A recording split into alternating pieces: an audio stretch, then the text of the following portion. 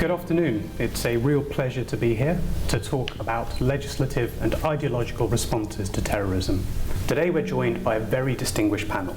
First of all, we have Congresswoman Tulsi Gabbard, who represents the 2nd District in Hawaii. She is an Iraq War veteran and the sponsor of the Stop Arming Terrorists Bill.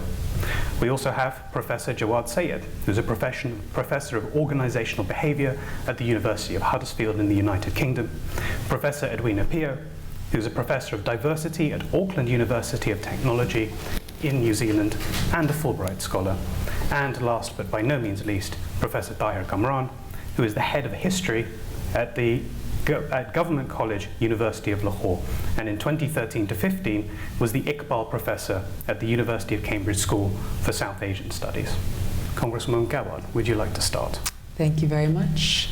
Good afternoon, welcome, aloha, and assalamu alaikum. It's truly an honor to be here today with this distinguished panel to take part in this effort to discuss and change the narrative and policies that we are working on in Washington with regards to the issue of terrorism and the ideology that drives it. I first want to say thank you to the organizers, to the Interfaith for Unity and Tolerance, and of course for everyone for taking the time to be here today. There are many different elements that I know that we'll get into discussing in great detail, but I'd like to mention first the bill that I've introduced, a bipartisan bill in the House of Representatives, as you mentioned, called the Stop Arming Terrorists Act. This bill has also been introduced in the Senate by my colleague, Senator Rand Paul, and essentially it's a bill that does what the title says. It would prohibit the U.S. government from providing any type of training, money, assistance, or logistical support to armed militants who are allied with or even often working under the command of terrorist groups like Al-Qaeda and ISIS. We are seeing this happening today in places like Syria and Yemen, in addition to our government funneling money through countries like Saudi Arabia and Turkey and they're providing that support to terrorist groups. So my bill, very simply, would put an end to that madness. And we can go into it in a little bit more detail later. But we've seen, unfortunately, the tragic consequences of our failed interventionist policies, both in this regard, but also with the various regime change wars that we've led over the years, most recently in Iraq, Libya, and Syria. We've seen how in each instance these wars have resulted in either the creation of or the strengthening of these terrorist groups, and therefore inflicted immeasurable death, pain, and human suffering, what to speak of the chaos and instability as well. Just in this holy month of Ramadan that will soon come to an end here, where Muslims around the world are fasting, spending time in prayer and increased devotion. Unfortunately, we've seen a rise in terrorist attacks in different parts of the world, from Baghdad to Kabul, from Brussels to London, and even here at home in the United States. We've seen vicious attacks that have killed or wounded hundreds of people. It's unfortunate there are so many examples of this, but it points to the fact that after 16 years since the attack on 9/11 occurred here in New York City, we are farther than ever from achieving peace and defeating these terrorist groups who launched that attack on us. In fact, you can point to our entire approach to combating terrorism and find all of the ways that it has been counterproductive. So instead of actually making us and the world safer, it has created more chaos and instability and death and suffering. It's the ideology that we're going to be discussing here today of intolerance and hatred of those who choose to follow a different path or worship a different God or even love in a different way that is at the heart of this. So there is much action that needs to be taken. Yes, there is military action. Yes, there is change in policies and politics. But there is also action that must be taken to defeat this exclusivist ideology that is driving these terrorist groups like Al-Qaeda and ISIS to conduct their vicious and horrific attacks. Thank you very much, Congresswoman.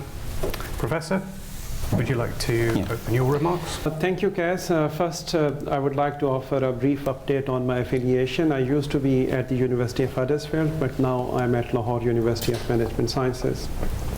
So in addition to what Professor Tahir Kamran already said, I would like to provide a perspective on the book and the book's project, its motivation and its contribution to the discourse on terrorism.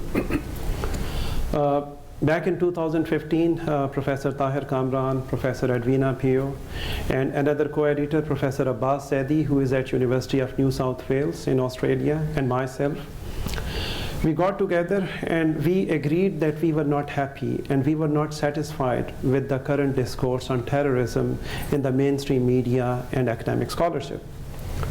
So exactly along the same lines which Representative Tulsi Gabbard is currently pursuing in Congress, we thought that there is a need for a clear discourse and there is a need for clear identification and engagement with the sources of terror.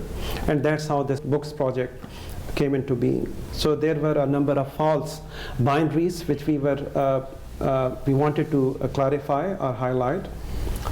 The first false binary which we wanted to highlight through this book and through other scholarships was Islam versus West.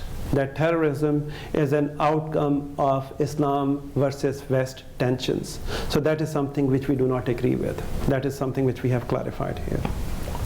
The second common binary which is often presented in the mainstream media is Muslim versus Christians, or Muslim versus Jews, or Muslims versus Hindus, or Muslim versus non-Muslims. We do not agree with this binary, and we have shown through empirical data as well as ideological discussions that victims of terrorism, they include both Muslims and non-Muslims. In fact, majority of victims, they happen to be Muslims, and within Muslims, the majority of victims happen to be Sunni Muslims. The third binary which we did not agree with and we wanted to confront was Sunni versus Shia. Often in mainstream media and scholarship, terrorism is presented as a Sunni versus Shia problem. And through empirical data, we have demonstrated that terrorism is much wider than that. It's not only Shia Muslims, or it's not only Christians or Ahmadis, but also Sunni Muslims. In fact, the majority of victims happen to be Sunnis. And the majority of perpetrators, in fact, exclusively all perpetrators, they happen to come from Wahhabi, Salafi, and Devbandi communities. This is empirically proven through various databases within Pakistan, also across the world. Another thing, another binary which we were not happy with, which we still consider is a simplistic binary, is a Saudi Arabia versus Iran binary. We think that this is not an accurate descriptor and description of terrorism, and despite our disagreements or agreements with the policies of these governments, both of these governments and their respective citizens, they are also victims of terrorism. Another binary which we did not agree with, which is often presented sometimes in Marxist circles, is that terrorism is a reaction of the have-nots against haves. That those who are developed and those who are more prosperous, they are facing terrorism at the hands of those who are have-nots, those who are deprived economically or socially or whatever. But indeed, we have many examples. We know that 9 out of 11 hijackers responsible for 9/11, they came from Saudi Arabia. They were not the have-nots. They came from the upper middle class or upper socio-economic strata. So they were surely not the have-nots. So once having identified this, that what terrorism is not, it is extremely important for all of us as academics, as legislators, as media persons, as activists to identify what terrorism is. And that is where, once again, we have to go to the empirical data, that what exactly is common in Boko Haram in Africa, in Al-Nusra Front in Syria, in ISIS in Syria, Iraq, and elsewhere, in Taliban and Sipahi Sahaba in Afghanistan and Pakistan, and so on and so forth. What exactly is common? The only thing which we were able to identify which is common is the Salafi, Wahhabi, and Devbandi ideology. Now, Devbandi ideology, as Professor Kamran very accurately described, has been influenced by a jihadist and puritanical version of Islam, which is very much akin to Wahhabism or Salafism. I must clarify that by no means we are suggesting that all Salafis or Wahhabis or all Devbandis happen to be terrorists. No, majority of them are as moderate, as peace-loving as you and I. But indeed, that doesn't detract us from the fact that 100% of suicide bombings, whether they are happening in the US, whether they are happening in the UK or Pakistan, they are coming from either Devbandi, Salafis or Wahhabis. 100%. 100% of attacks on Pakistan's military, Pakistan government, and all other, even the public school massacre in Peshawar. It was a tragic massacre that was perpetrated by the Devbandi militants. So therefore, it is important that once for all, we must not use generic sweeping terms such as Islamist or Muslim terrorists. We should specify them that these are extremists within Salafi, Wahhabi, and Devbandi communities. Clear identification is step number one. And step number two is now we need to engage with them.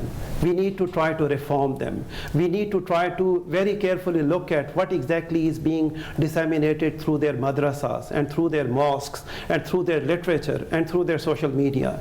And we also have to be very careful about, in terms of government support and funding, that what kind of groups are those which are currently being supported by our respective governments. And that is where Representative Tulsi Gabbard's bill is very much relevant, because indeed we are heartbroken when we come to know, and things are documented, that unfortunately due to some mishandling of policy, some of the US aid or US weapons have ended up in hands of Al-Nusra Front in Syria, and indeed we are also not happy with the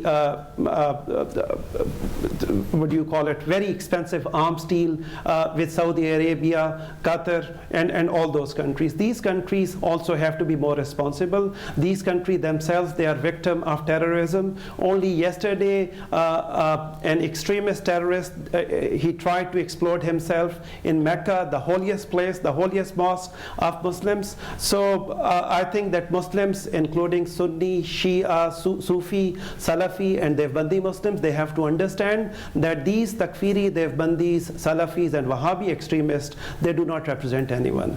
They have to be treated in a manner which is not only lawful, in a manner which is not only educative, but if at all we have to use legislative and punitive measures, we should do it. Well, thank you very much for that. It's statistically just very useful to know that there is this particular set of ideologies from which every single one, and you seem very categorical about that, but every single one of the people that have committed these terrible atrocities are drawn.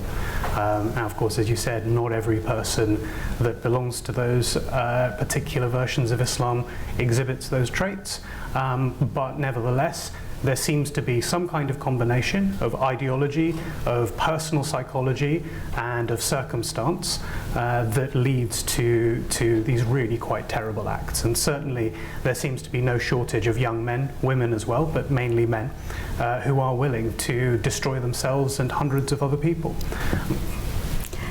Namai Harimai, Tenakotu, and welcome. I'm speaking right now in Tirio, the indigenous language of the Maori, and I live in New Zealand, and I got involved with this book and with my wonderful co-editors because I thought, one, it was important to have a voice that was a feminine voice, a feminist point of view, a woman's voice.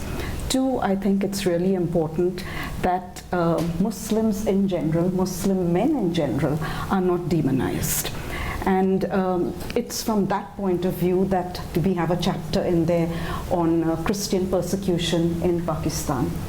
Also Christians in many parts of the world, for example in Egypt, in Pakistan of course, have been raped, have been shot at, their shrines have been desecrated. And again, it's not Islam in general, but it's a particular group of people, as my colleagues mentioned right now. As a mother, and as many other mothers around the world, I know in New Zealand, the most peaceful country in the world, a number of mothers, Muslim mothers, get up in the morning, reach for their cell phone, and check out to see if there have been any atrocities around the world. Because they need to prepare their children for when they go to school to be able to respond to the fact that a number of school children and teachers as well might believe that they are responsible for these atrocious acts. Consider also another mother in another part of the world who's just said her prayers, her namaz, and she and her husband are concerned about their highly educated millennial children or young adults. Is one of them going to be a jihadi bride? Is one going to be a suicide bomber? These are issues that anguish people and that hurt people, and we have a wounded consciousness etched into the memories of the collective unconscious in many parts of the world. If you look at what happened, for example, in Australia, Sydney, the Cronulla beach riots, if you look at what happened in Bali, the terrorist bombings over there, Manchester, London Bridge, a host of different places where mothers, fathers weep over what has happened, and where Muslim mothers and fathers, unfortunately, are not necessarily profiled by the press in ways which show them as being positive. All Muslims are not terrorists, which is really the purpose of our book. And while it's not a red book, we hope that it will become a manual for being a blue book and exploding a number of myths that are there.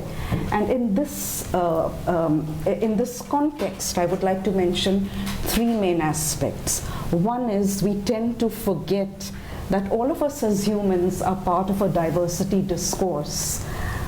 We need to move away from, if I use Amartya Sen's terminology, the miniaturization of human beings, where we see people only through one lens, as being either a Muslim or a mother or a father. And if I look at myself, I'm a mother, I could be a follower of a particular religion, I could be a scholar of color, a poet, an artist, etc. So I'm all of these, but I might choose to pick up a certain aspect of myself for a certain situation. So that's the first point I want to emphasize.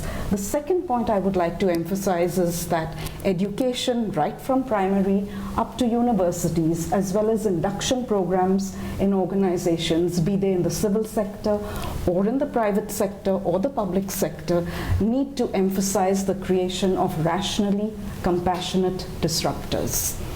We have to be able to look at issues from a number of points of view. And the third aspect I would like to emphasize is the importance of securitization in tandem with social cohesion. We do need laws, but we also need to see that we build up capacity. And perhaps that's one thing that was lacking in terms of Christians in Pakistan, where it's still viewed that the majority of them, in figures, yes, that's true, come from the lower socioeconomic status, but you also have many who came from different parts of India. At that time, the Portuguese owned and controlled section of Goa, who went to Pakistan. One of the first mayors of Karachi was a Christian Goan. You've got people who started minority organizations. We have people who were brigadiers in charge of atomic energy, etc. So by erasure, we do not create equality. And I think that's really very important to remember. In fact, if we look at what Khalil Gibran, the Lebanese poet, said, truth is really a deep kindness. And also if we look at what Rumi says, I think it's important to sell our cleverness and buy bewilderment, to understand that we need to be open in a number of different ways to multiple viewpoints. Thank you very much for this opportunity. It's a pleasure to sit at the same table as Tulsi and my other colleagues. Thank you so much. Professor Kamran, if you'd like to... Well, I'll give some of the historical perspective to the extremism that Pakistan faces. So, and in order to fully appreciate the problem of extremism, one has to acknowledge that there exists no rational sectarian profiling of the country, whereas historically moderate Brahmins form a numerical majority. Pakistani religious politics is dominated by the exclusionary, aggressive, and strict Deobandis, who form only 25 to 27% of the total majority, total population of Pakistan. Through their long interface with Deobandis, the Brahmins over time, and that's my prime worry. The Brahmins over time have also become more aggressive. Add to the mix the Shia community organized under sectarian banners and the largely neglected and demonized Ahmadiyya people. And you have a melting pot of religious strife that is manifested in sectarianism and extremism. The rise and consolidation of Deobandi Islam in the subcontinent can be traced to the British colonial era, and that's the historical perspective, of course. It is true that the roots of this extremist and sectarian version of Islam lies in the pre-colonial times. The rise of political Islam is a historic phenomenon that unfolded over time, and it is an oversimplification to think that it's a 19th century phenomenon. However, for the purpose of this talk, I want to focus on the 19th century as a period when political Islam became a force to be reckoned with in the Indian subcontinent. An 18th century Islamic scholar, Shah Waliullah, sowed the seeds of the Muslim sense of superiority and urged Indian Muslims to assert their identity as a religious group, looking towards a unified conception of the Islamic Ummah transcending the geographical confines. He invited Ahmad Shah Abdali to attack Hindu India to establish Muslim empire. It was this thought pattern of exclusion and hatred that made religion a paramount force in the social life of India. Whereas before this, there was a culture of pluralistic acceptance of cultures, religions, sects, and other markers of identity. The Islam that Waliullah brought shifted the focus to religious ritual based on a belief that Islam had been polluted by its acceptance of other influences and needed to be purified. We were talking about this conception of bid'at, that is invention or the deviation from the accepted path of Islamic purity. And Shah Waliullah was the first one who started talking against this bid'at. That made the whole discourse of Islam ahistorical. It cut it out from the history or the changes that history wrought on the religious tradition. This shift in 18th century India is best understood as a change from shrine or dargah centric culture to the mosque or madrasa centric culture.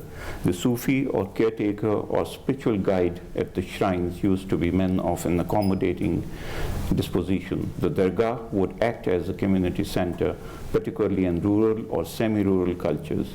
It was a place where people could come for free food, which was called langar, shelter, and even an amenity like free oil to burn in their clay lamps at home. The shift to madrasa displaced the shrine as the center of community life. Initially, the mosque became the center of community gatherings as well as a place for shelter. When the British Empire was firmly established in India as a result of 1857, a strong indigenous reaction sprang up from the religious classes in India. It is critical here to note that the reformist movements were not only limited to Muslims, and Hindu reformist movements like Arya Samaj also encouraged the same kind of exclusion and hatred that Muslim reformists did. I will, however, only highlight the role of Darul Uloom Deoband, which was established in 1867. This was the real and logical culmination of the exclusionism initiated by Waliullah. The primacy of the madrasa had already started to be accepted, but particularly as a consequence of the rise of Deobandi Islam, the Muslims of India were pulled away from the pluralistic and inclusive Dargah culture towards the culture of hatred revolving around the mosque or the masjid. Most importantly, Islam in India became centered on scripture, Quran and Hadith, particularly Hadith. Hadith is the tradition of the Prophet. What this achieved was that the Maulvi and Madrasa appropriated the right to interpret the scripture, whereas the Sufi scholars' interpretation was inclusive of the various religious and philosophical or intellectual strains in the Indian subcontinent. The so-called religious scholar shifted the focus to a unified, singular, and uncontestable version of Islam. This was all due to the rise and popularity of Deobandi Islam. This Islam was turned into religion of rituals. As the partition of the subcontinent, it took Deobandi Islam only a couple of years to assert itself in national politics. The Majlis-e-Tahaffuz-e-Khatm-e Nabuwat was formed as an extension of Majlis-e-Ihrar Islam with an agenda of exclusion on religious basis. The Ihrar, dominated by Deobandi clerics, had not been supporters of Pakistan. They were anti-Pakistan at the very outset, had not been supporters of the Pakistan movement, and were relegated to the margins after Pakistan was created. In 1949, they got a chance to regroup, and in 1953, they led anti-Ahmadiyya protests in Pakistan, thus establishing themselves in Pakistani politics. This eventually led to the passage of legislation disbanding the Ahmadiyya community as non-Muslims in 1974.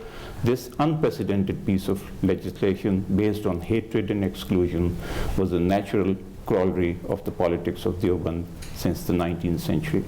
However, this did not stop here. In 1985, the Spy Sahaba Pakistan was formed, which advocated killing the Shia community because of what Spy Sahaba leaders considered to be their un-Islamic practices.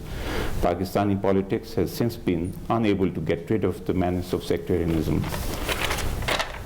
I have previously highlighted how Deobandi reimagining of Islam turned the shift from spiritual to ritual.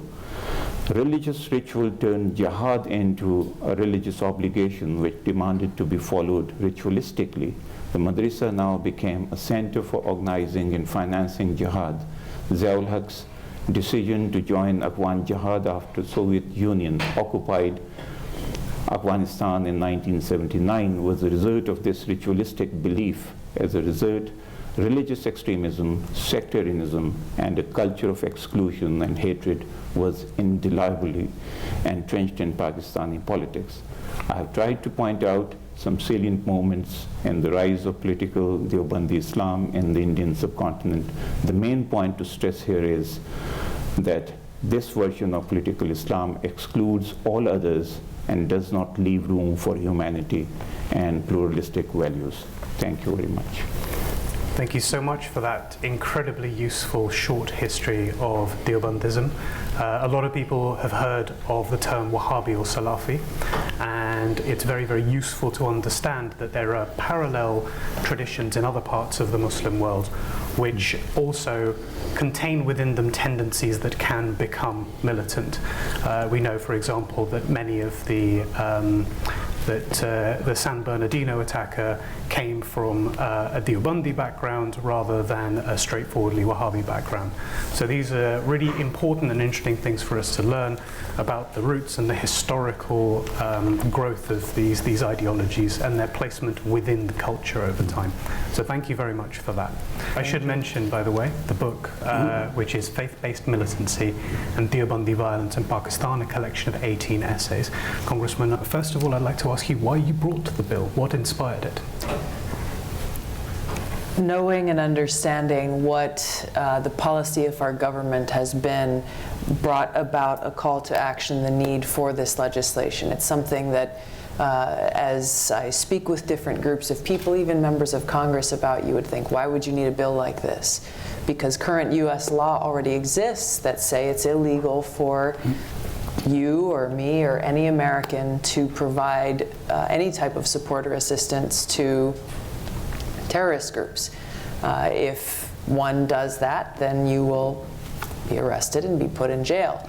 But the problem is that our government has been violating this principle now for years through CIA programs specifically that has been providing different types of arms and support, intelligence and other things to armed militants in Syria who are allied with and often working under the command of what has been known as al-Nusra or al-Qaeda's branch in Syria, all in this regime change war that continues to be waged on today in Syria by the United States, Saudi Arabia, Turkey, Qatar, and these other countries. It has also been happening indirectly through the support that we've been providing through these countries, like Saudi Arabia, Turkey, and Qatar, countries who have been providing both direct and indirect support of various types to these terrorist groups. So recognizing and knowing these facts that have been widely reported now, at least in the last couple of years, required action. And that's what drove me to draft and introduce the bipartisan bill, the Stop Arming Terrorists Act in the House. And again, as I mentioned earlier, which Senator Rand Paul has introduced in the Senate. This is a bill that unfortunately requires education because many people are not aware of the policies that our government has had and continues to have in this area.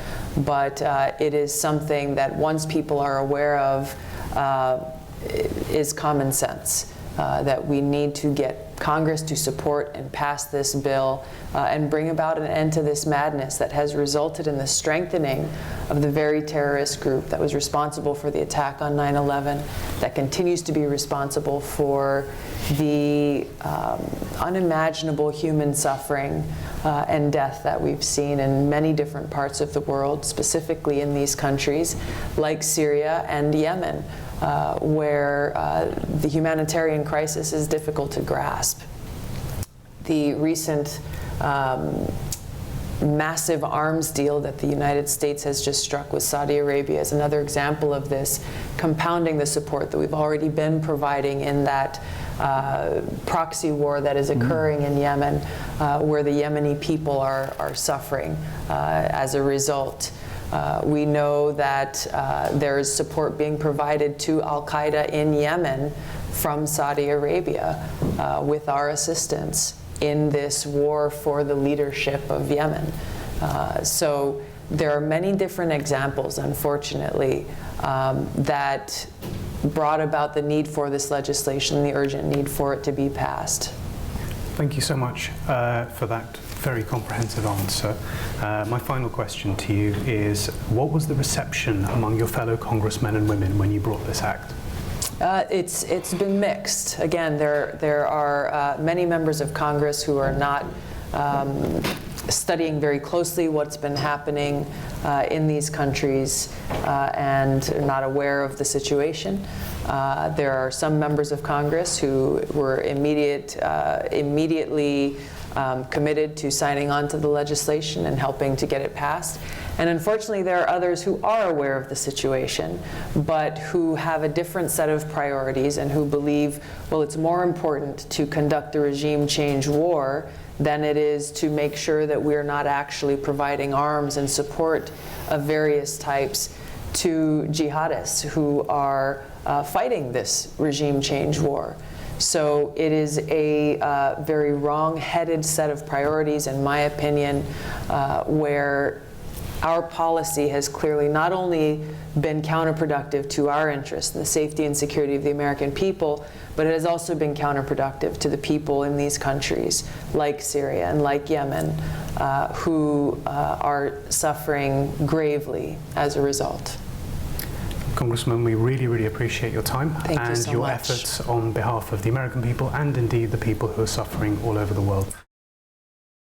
I just want to thank everyone here, and I know Congresswoman Gabbard has taken a lot of time for us, but I just want to say that the future leaders of the world and the United States will be like Congresswoman Gabbard.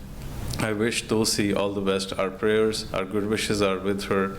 I hope she continues to lead the discourse which will bring peace to the world. And the only way to do that is to work with the academia, to work and promote books and promote writings and promote research which clearly identify the ideologies of the culprits. We do not need to get into these old narratives where, as Professor Jawad Syed so eloquently put, that we have these false binaries and false narratives that don't work anymore. We have to identify correctly that, as an example, 2 chapters in the book refers to the Deobandis in the UK. 40% of the mosques in the UK are Deobandi. As members of the press here and online know that there have been a lot of terrorist attacks in the UK, and they're all done by, unfortunately, Deobandi militants. We have nothing against the Deobandi sect. We just want to clearly point out where the problem is, instead of lumping it in the large umbrella of Islam and hiding it. That's what the book does. That's why IFUT was created. Its purpose is to clearly identify the culprits and fix the problem through education. We want to create education for not only the Muslim communities, but all communities, and for them to understand. And my hats off to Congresswoman Gabbard, who understood this early and led the discourse. Thank you very much. Thank you. Thank you. Thank you. Thank you.